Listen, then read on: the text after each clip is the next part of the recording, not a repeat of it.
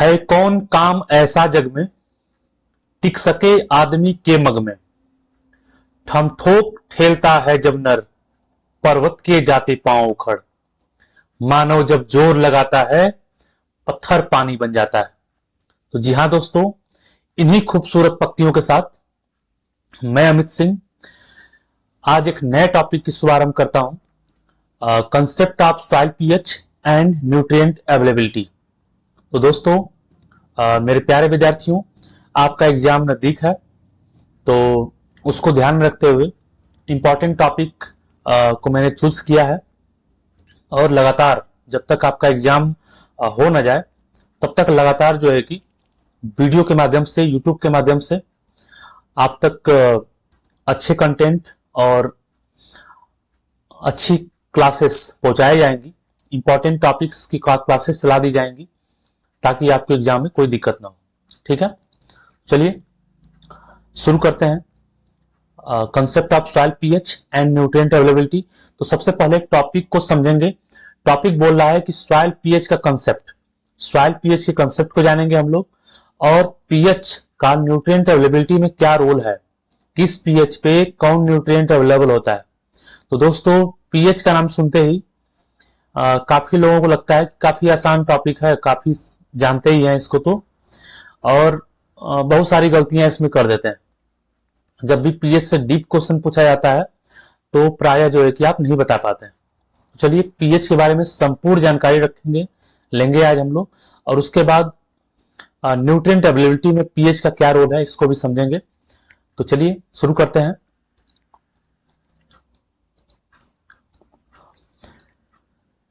Concept of soil pH and nutrient availability, introduce करते हैं इस टॉपिक को। तो दोस्तों, अगर पीएच टर्म्स की बात किया जाए, the term pH is the French word. PH आपका फ्रेंच वर्ड है, और फ्रेंच वर्ड पावर हाइड्रोजन से लिया गया है। यानी कि अगर पीएच का फुल फॉर्म पूछे कोई, तो आप बोल सकते हैं कि पावर हाइड्रोजन, पावर हाइड्रोजन, या फिर हाइड्रोजन पावर, हाइड्रोजन की एक्टिविटी। ठीक है, तो पीएच एक फ्रेंच वर्ड है जिसका मतलब होता है पावर हाइड्रोजन, इसका फुल नेम भी होता है। ठीक है, तो सॉइल पीएच और soil reaction is an indication of the acidity और alkalinity of the soil and is measured in pH unit. Soil का रिएक्शन, सॉइल की एसिडिटी, सॉइल की अल्कलिनिटी, वो डिपेंड करती है पीएच के मेजरमेंट से। ठीक है, पीएच का मेजरमेंट करके सॉइल की एसिडिटी और सॉइल की अल्कलिनिटी को हम लोग मेजर कर पाते हैं, फाइंड आउट कर पाते हैं, समझ पाते हैं कि सॉइल कितना एसिडिक है या सॉइल कितना अल्कलाइन है। ठीक है, एसिडिक यानी कि ऐसी सॉइल जिसका पीएच जो है कि 7 से कम होता है, अल्कलाइन यानी कि जिसके अंदर सॉल्युबल साल्ट ज्यादा होते हैं, ऐसी सॉइल जिसका पीएच जो है कि 7 से ऊपर होता है। तो चलिए, the pH scale goes from 0 to 14। PH scale होता है दोस्तों 0 से 14 नंबर तक, जिसमें कि 7 जो पॉइंट होती है, 7वीं जो जगह होती है पीएच स्केल का, वो न्यूट्रल पॉइंट होता है। ठीक है, और 7 से नीचे जब हम लोग आते हैं तो वहां पे एसिडिक इंडिकेशन होता है पीएच के द्वारा, और 7 से जब हम लोग ऊपर जाते हैं तो वहां पे जो है कि बेस का जो है कि बेस इंट्रोड्यूस होता है पीएच स्केल के द्वारा। तो पीएच जनरली जो है कि हाइड्रोजन आयन एक्टिविटी को बताता है। पीएच का फुल नेम ही है पावर ऑफ हाइड्रोजन या फिर हाइड्रोजन पावर। तो हाइड्रोजन का एक्टिविटी सॉइल में, हाइड्रोजन आयन यानी H+ आयन की एक्टिविटी सॉइल में क्या है, वही पीएच है।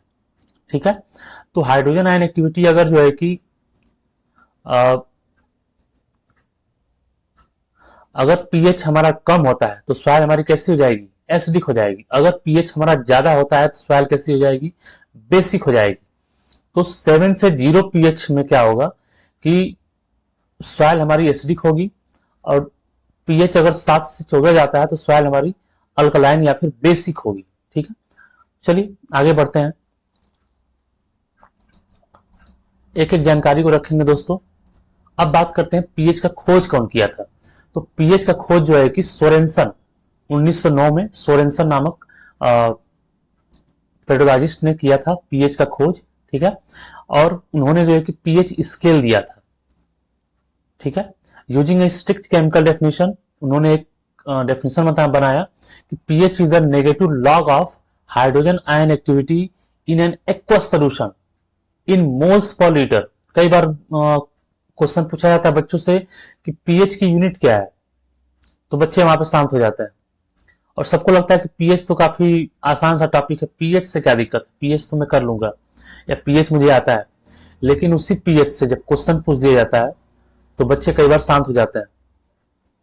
ठीक है, तो अगर पीएच का यूनिट पूछे दोस्तों तो मोल्स पर लीटर। ठीक है, पीएच का अगर डेफिनेशन पूछे तो pH is a negative logarithm of hydrogen ion activity in the soil या फिर इन एन एक्वस सोल्यूशन। हमेशा पीएच किस में निकालते हैं, सोल्यूशन के अंदर, पानी के अंदर पीएच को निकाला जाता है, लिक्विड मीडिया के अंदर। तो सॉइल भी बोल सकते हैं या फिर एक्वस सोल्यूशन बोल सकते हैं। तो पीएच को मोल्स पर लीटर में, यानी कि मोल्स क्या, मोल्स यानी मॉलिक्यूल्स, नंबर ऑफ मॉलिक्यूल्स, एक लीटर में कितने नंबर ऑफ मॉलिक्यूल्स हैं, इसी को जो है कि पीएच इंडिकेट करता है, इसी को पीएच मेजर करता है। ठीक है, कौन से molecule, hydrogen ion, hydrogen ion की एक्टिविटी उस पानी के अंदर कितनी है, उसी को पीएच जो है कि मेजर करता है। तो the point two remember from the chemical definition of the pH value is reported on a negative logarithm scale. PH value जो होती है वो नेगेटिव लॉगरिथम वैल्यू स्केल पे रिपोर्ट की जाती है। ठीक है, क्यों, क्योंकि हाइड्रोजन आयन की एक्टिविटी काफी ज्यादा होती है, हाइड्रोजन आयन की संख्या ज्यादा होती है, तो ज्यादा संख्या को मेजर करने के लिए, ज्यादा संख्या को गणना करने के लिए लॉगरिथम वैल्यू का यूज किया जाता है। ठीक है, तो नेगेटिव लॉगरिथम का यूज होता है पीएच में। So unit charge in the pH value signified 10-fold change in the actual activity. ठीक है, 1 यूनिट जो पीएच वैल्यू होता है वो 10 गुना हाइड्रोजन एक्टिविटी को बताता है। ठीक है, activity measure the pH value decreases. ठीक है, तो 1 यूनिट अगर पीएच बढ़ रहा है तो वो 10 गुना जो है कि हाइड्रोजन आयन एक्टिविटी बढ़ाने का संकेत देता है। अगर एक पीएच बढ़ गया तो 10 गुना हाइड्रोजन आयन एक्टिविटी जो है कि बढ़ जाती है सॉइल में।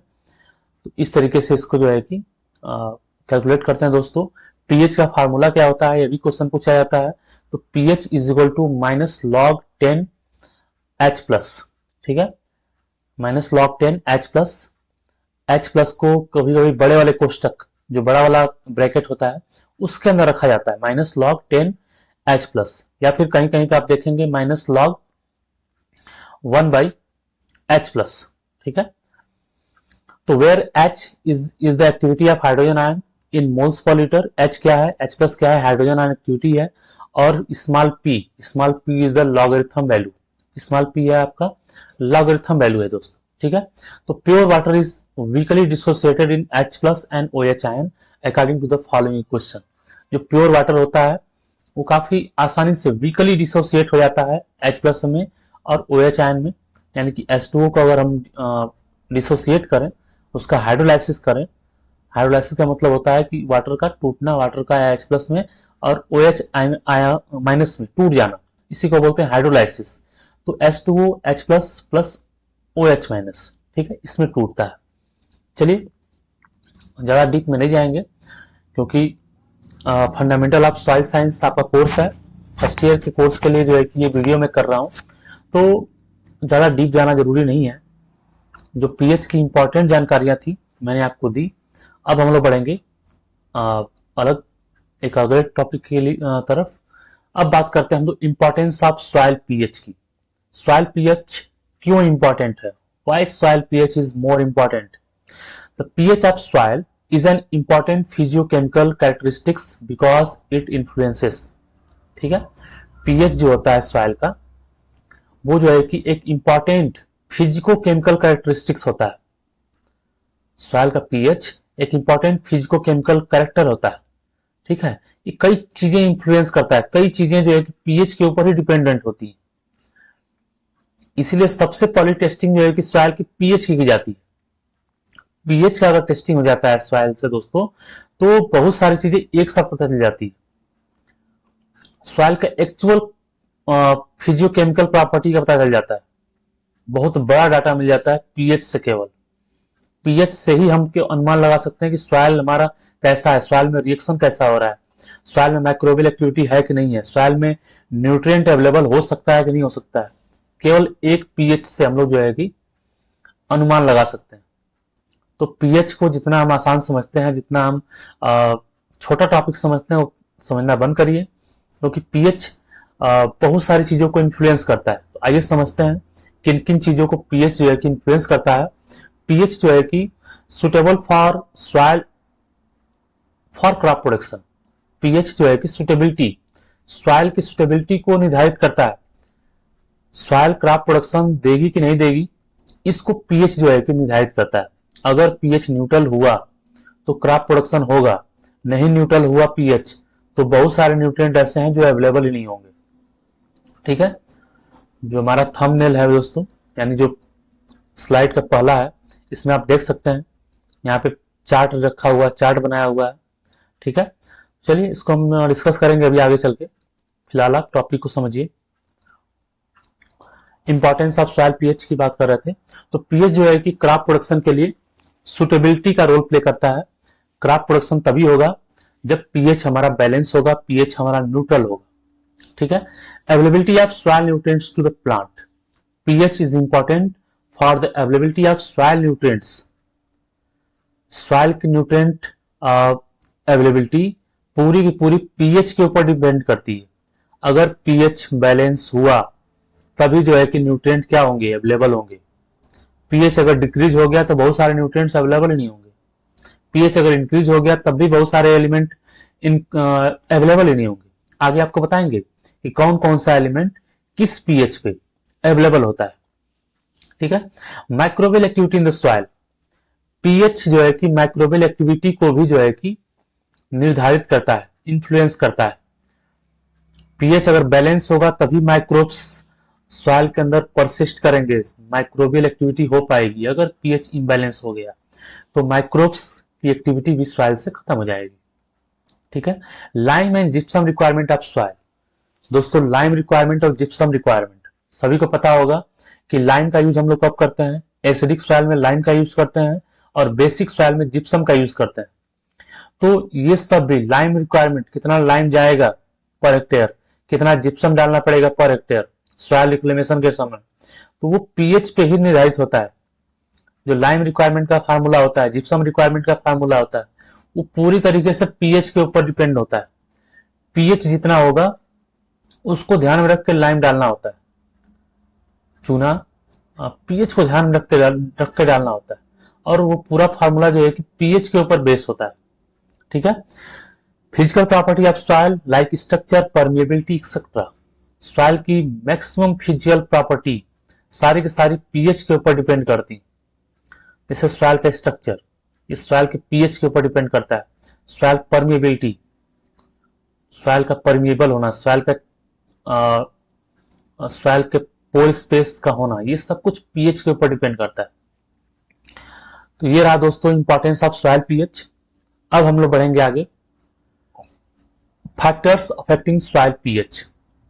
ऐसे कौन कौन से फैक्टर हैं जो सॉइल पीएच को अफेक्ट करते हैं। चलिए एक एक टॉपिक को समझेंगे, एक एक चीज को समझेंगे। सबसे पहला है percent base saturation. Percent base saturation क्या करता है, पीएच को अफेक्ट कर देता है। परसेंट बेस सैचुरेशन पहले समझते हैं। बेस सैचुरेशन, बेस सैचुरेशन का मतलब क्या है, बेस का बनना, बेस का सॉइल पार्टिकल से सॉल्यूशन में आना, इसी को बेस सैचुरेशन बोलते हैं। ठीक है, a low percent base saturation means acidity. अगर परसेंट बेस सैचुरेशन, बेस अगर सैचुरेट नहीं हो रहा है, बेस अगर सॉइल पार्टिकल से सॉल्यूशन में नहीं आ रहा है, इसका मतलब है कि सॉइल की एसिडिटी बढ़ जाएगी। ठीक है, where as a percent base saturation of 50 to 90 will result into neutrality और अल्कलिनिटी। अगर परसेंट बेस सैचुरेशन 50 से 90% तक हो रहा है तो इसका मतलब है कि न्यूट्रल कंडीशन हो जाएगी या फिर अल्कलाइन कंडीशन होगी। दोस्तों, एक चीज बहुत क्लियर करिए कि हर साल बारिश होती है, और बारिश होने के साथ साथ बारिश की बूंदें, बारिश का पानी हर साल जो है कि सॉल्युबल साल्ट को लीच आउट कराता है। जो साल्ट होते हैं हमारे सॉइल के अंदर, उसको लीच आउट कराता है, उसको जो है कि पानी के अंदर डिजॉल्व कर लेता है, डिजॉल्व करके ऊपरी सरफेस से निचली सरफेस में ले जाता है। तो हर साल जो है कि साल्ट का लॉस होता है, एक तरह से ऊपर का साल्ट सारा नीचे चला जाता है, लीचिंग होता है।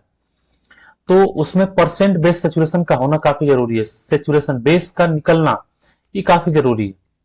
बेस सेचुरेशन होता है तो हर साल जो है जो पीएच हमारी डाउन हो रही होती है सॉइल की, वो पीएच हमारी न्यूट्रल हो जाती है। या फिर ज्यादा बेस सेचुरेशन होता है तो उस समय जो है कि अल्कलाइन कंडीशन या सलाइन कंडीशन डेवलप हो जाती है। ठीक है, तो परसेंट बेस सेचुरेशन जो है कि पीएच को अफेक्ट कर सकता है। परसेंट बेस सेचुरेशन अगर ज्यादा हो गया तो सॉइल हमारी कैसे क्या क्या हो जाएगी, अल्कलाइन हो जाएगी। अगर परसेंट बेस सेचुरेशन हमारा नहीं हुआ, कम हुआ, तो सॉइल हमारी एसिडिक हो जाएगी। क्यों एसिडिक होगी? क्योंकि हर साल बारिश का पानी जो सॉल्युबल साल्ट होते हैं उनको जो है कि लीच आउट करा देता है। ऊपर से पानी बरसता है, पानी बरसा करके आपस में घुला करके साल्ट को नीचे लेकर चला जाता है। ठीक है, अब दूसरा फैक्टर है nature of soil colloids. Soil colloids का नेचर ये भी जो है कि पीएच को अफेक्ट करता है। कोलाइड आपको बताया था दोस्तों, कोलाइड्स जो है कि सबसे स्मॉलेस्ट पार्टिकल होते हैं सॉइल के। ठीक है, सॉइल क्ले पार्टिकल से भी छोटे पार्टिकल को कोलाइड्स बोलते हैं। ऐसे पार्टिकल जो सेमी परमिएबल मेम्ब्रेन को पार नहीं कर पाते हैं वो सॉइल कोलाइड्स होते हैं, और क्ले से भी छोटे होते हैं। इनकी साइज लेस देन 0.002 होता है। ठीक है, the colloidal particle of the soil influence soil reaction to a very greatest extent. जो कोलाइडल पार्टिकल होते हैं वो सॉइल रिएक्शन में काफी बहुत बड़ा रोल प्ले करते हैं। ठीक है, कोलाइडल पार्टिकल के ऊपर दोस्तों निगेटिवली चार्ज या पॉजिटिवली चार्ज आयन होते हैं। तो मोस्टली कोलाइडल पार्टिकल के ऊपर निगेटिवली चार्ज आयन होता है। ठीक है, different type of colloid vary their pH at the same percent base saturation. Different type of colloids जो है कि पीएच को वेरी करते हैं, पीएच को डिफरेंट डिफरेंट कर देते हैं। ठीक है, सेम बेस सिचुएशन पे डिफरेंट नेचर के कोलाइड्स जो है कि पीएच को डिफरेंट कर देते हैं। This is due to the difference in the ability of difference colloid to release H plus ion to the soil solution. ऐसा इसीलिए होता है कि different different colloidal particle different H plus ions को सॉइल सोल्यूशन में release करते हैं। ठीक है, देखिए हर जो कोलाइडल पार्टिकल होते हैं बनते हैं मिनरल से। तो अलग अलग मिनरल होता है, अलग अलग जो है कि मिनरल मटेरियल होता है, और वो अलग अलग मिनरल मटेरियल उनका अलग अलग कैपेसिटी होता है, अलग अलग उनकी क्षमता होती है। उनके ऊपर या तो पॉजिटिव चार्ज होता है या तो निगेटिव चार्ज होता है किसी के ऊपर। तो उनमें बेस सेचुरेशन जो है कि अलग अलग तरीके से होता है। तो H प्लस आयन को जो है कि वो अपने अकॉर्डिंग जो है कि रिलीज करता है। तो जो colloidal particle H plus ion ज्यादा रिलीज करेगा तो पीएच को कम कर देगा, और जो H प्लस आयन को कम रिलीज करेगा वो पीएच को जो है कि बढ़ा देगा। ठीक है, पीएच कम होगा तो सॉइल एसिडिक हो जाएगी, और पीएच जो है कि ज्यादा हो जाएगा तो सॉइल बेसिक हो जाएगी। For example at the same percent base situation the smectite has more lower pH than kaolinite. ठीक है, सेम परसेंट बेस सिचुएशन पे स्मेक्टाइट जो है कि much lower pH than kaolinite. Kaolinite से जो है कि लोअर पीएच प्रोड्यूस करता है, यानी कि स्मेक्टाइट क्या करता है कि ज्यादा H प्लस आयन को रिलीज करता है। ठीक है, when hydrogen ion forms the predominant absorbed cation on clay colloids the soil reaction become acid। जब hydrogen ion predominant absorb cation से जो है कि रिलीज होते हैं तो सॉइल रिएक्शन कैसा हो जाता है, एसिडिक हो जाता है। ठीक है, जब हाइड्रोजन आयन रिलीज होता है किसी भी एब्जॉर्ब कैटायन से, कैटायन के ऊपर से हाइड्रोजन जब रिलीज होगा सॉइल सॉल्यूशन में आएगा तो रिएक्शन कैसा बन जाएगा, रिएक्शन एसिडिक बन जाएगा। ठीक है, इतनी सी बात है दोस्तों। आगे बढ़ते हैं, फैक्टर अफेक्टिंग सॉइल पीएच में ही सॉइल सॉल्यूशन। अगला फैक्टर है सॉइल सॉल्यूशन। ठीक है, जो ज्यादा डाइल्यूट सॉल्यूशन होगा तो पीएच वैल्यू उसकी बढ़ जाएगी। डाइल्यूट सॉल्यूशन का पीएच वैल्यू बढ़ेगा। अगर कंसंट्रेटेड सॉल्यूशन होगा तो पीएच वैल्यू उसका जो है कि घट जाएगा। ठीक है, hence the pH tend to drop as soil get progressively dry. अगर पीएच जो है कि ड्रॉप होता है, पीएच अगर कम होता है तो सॉइल आपकी कैसी है, ड्राई है। Soil reaction is also influenced by the presence of CO2 in soil air. Soil reaction जो है कि CO2 के प्रेजेंस पे भी डिपेंड करता है। CO2 का प्रेजेंस जो होता है सॉइल एयर में, उस उससे जो है कि इन्फ्लुएंस होता है सॉइल रिएक्शन। ठीक है, as CO2 concentration increase the soil pH fall and increase the availability of nutrients। अगर CO2 कंसंट्रेशन बढ़ेगा सॉइल के अंदर तो सॉइल पीएच जो है कि डाउन हो जाएगा और न्यूट्रिएंट अवेलेबिलिटी को बढ़ाएगा। CO2 कंसंट्रेशन इंक्रीज होगा तो सॉइल पीएच क्या होगी, वो भी इंक्रीज होगा और न्यूट्रिएंट अवेलेबिलिटी बढ़ जाएगी। दोस्तों इसलिए जो है कि कार्बन डाइऑक्साइड काफी बड़ा रोल प्ले करता है। कार्बन डाइऑक्साइड सॉइल के अंदर ज्यादा होता है, एटमॉस्फेयर से ज्यादा CO2 होता है सॉइल के अंदर। एटमॉस्फेयर में CO2 कितना होता है, 0.03%, और सॉइल में 0.3%, 0.3%। ठीक है, तो ज्यादा CO2 होता है और वो CO2 क्या करता है कि सॉइल रिएक्शन को इन्फ्लुएंस करता है, पीएच को जो है कि डाउन करता है। पीएच जब डाउन होता है, पीएच फॉल होता है, पीएच डाउन होता है, पीएच जब डाउन होगा तो न्यूट्रिएंट अवेलेबिलिटी बढ़ जाती है, यानी कि न्यूट्रल कंडीशन डेवलप हो जाता है।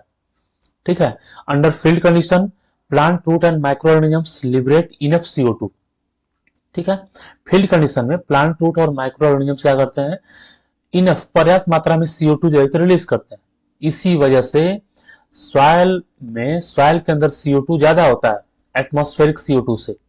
ठीक है, which result in lowering the pH appreciably, जिसके वजह से पीएच जो है कि घटता है। काफी इंपॉर्टेंट चीजें बताई दोस्तों आपको, कंसेप्ट को समझने की कोशिश करिए। CO2 कंसंट्रेशन अगर बढ़ेगा तो पीएच डाउन होगा। और CO2 क्यों बढ़ेगा, क्योंकि सॉइल के अंदर माइक्रोब्स होते हैं और माइक्रोब्स जब सॉइल के अंदर होंगे तो वहीं खाएंगे, वहीं पे जो है कि वहीं पे जिंदा रहेंगे, सांस भी लेंगे, ऑक्सीजन को लेंगे, CO2 रिलीज करेंगे और वो CO2 ट्रैप हो जाएगा सॉइल पार्टिकल्स के बीच में। और इसी वजह से जो है कि एटमॉस्फेरिक CO2 से सॉइल के अंदर जो CO2 होता है वो ज्यादा होता है।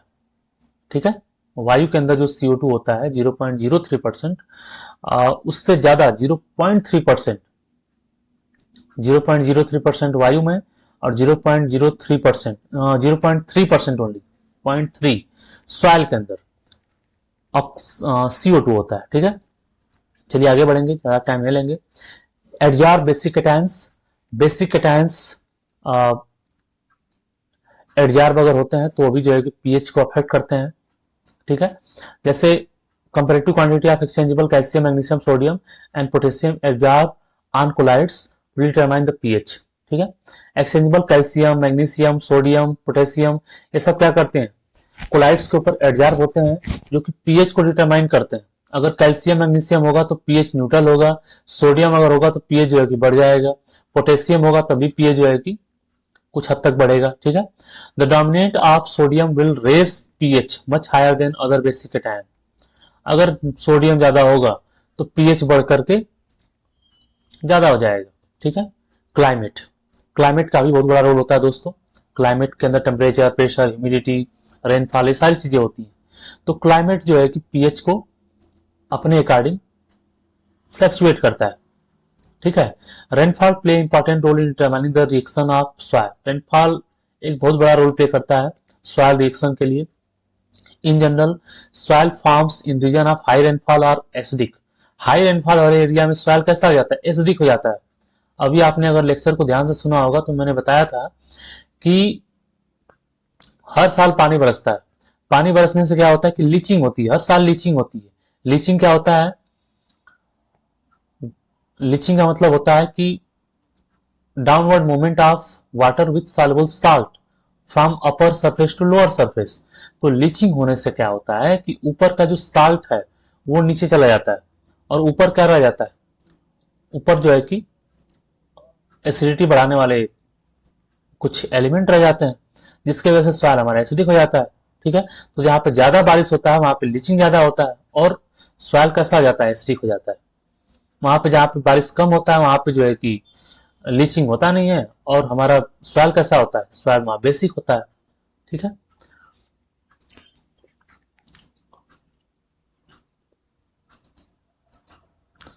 फैक्टर अफेक्टिंग सॉइल पीएच में नेटिव वेजिटेशन, अगर वेजिटेशन ज्यादा होगा दोस्तों तो वहां पे क्या होगा, पीएच हमारा ज्यादा होगा। वेजिटेशन ज्यादा होने से ऑर्गेनिक मैटर बनता है, और ऑर्गेनिक मैटर से ह्यूमस बनता है, और ह्यूमस से ह्यूमिक एसिड का फॉर्मेशन होता है, और ह्यूमिक एसिड क्या है, एसिडिक नेचर का है, तो पीएच क्या होगा, घट जाएगा वहां पे। ठीक है। सॉइल क्या आ जाती है, सॉइल हमारी सॉफ्ट हो जाती है, बेस हमारा रिमूव हो जाता है वहां से, और एसिडिक कंडीशन डेवलप हो जाती है। नाइट्रोजनस फर्टिलाइजर, अगर नाइट्रोजनस फर्टिलाइजर का हम लोग यूज करेंगे तो सॉइल कैसी हो जाएगी, हमारी एसिडिक हो जाएगी। अगर ज्यादा नाइट्रोजन फर्टिलाइजर डालेंगे तो सॉइल हमारी एसिडिक हो जाएगी, क्योंकि nitrogen fertiliser H plus ion को बढ़ाता है, H प्लस आयन को सॉइल में वृद्धि कर देता है। ठीक है। और ये ऑर्गेनिक मैटर को भी बढ़ाता है, और ऑर्गेनिक मैटर बढ़ेगा तो क्या होगा, पीएच भी हमारी डाउन हो जाएगी, यानी एसिडिटी बढ़ जाएगी। ठीक है। चलिए आगे बढ़ेंगे। अब बात करते हैं न्यूट्रिएंट अवेलेबिलिटी की। तो दोस्तों चलिए, वीडियो लंबा होगा तो इसको 2 पार्ट में बनाना पड़ेगा हमें, कुछ स्लाइड और रह गए हैं, तो चलिए अगले पार्ट में इसको हम डिस्कस करेंगे। तब तक के लिए धन्यवाद। आप पढ़ते रहिए। जय हिंद। आप कमेंट करके जरूर बताएंगे कि हमारा ये प्रयास कैसा रहा, कैसी लगी आपको ये लेक्चर। अगर किसी इंप्रूवमेंट की जरूरत है तो उसको भी आप कमेंट करेंगे। अगर मेरा फ्लो तेज है, मैं तेजी से बोलता हूँ, ज्यादा तेज फास्ट पढ़ाता हूँ, तो उसको भी आप कमेंट करेंगे, क्योंकि हमारे आईना आप हैं, हम मुझको आप ही देख रहे हैं। तो जैसा आप बोलेंगे उस तरीके से इंप्रूवमेंट करने की कोशिश की जाएगी, और आपको बेहतर से बेहतर कंटेंट प्रोवाइड कराया जाएगा। थैंक यू, धन्यवाद, गुड नाइट।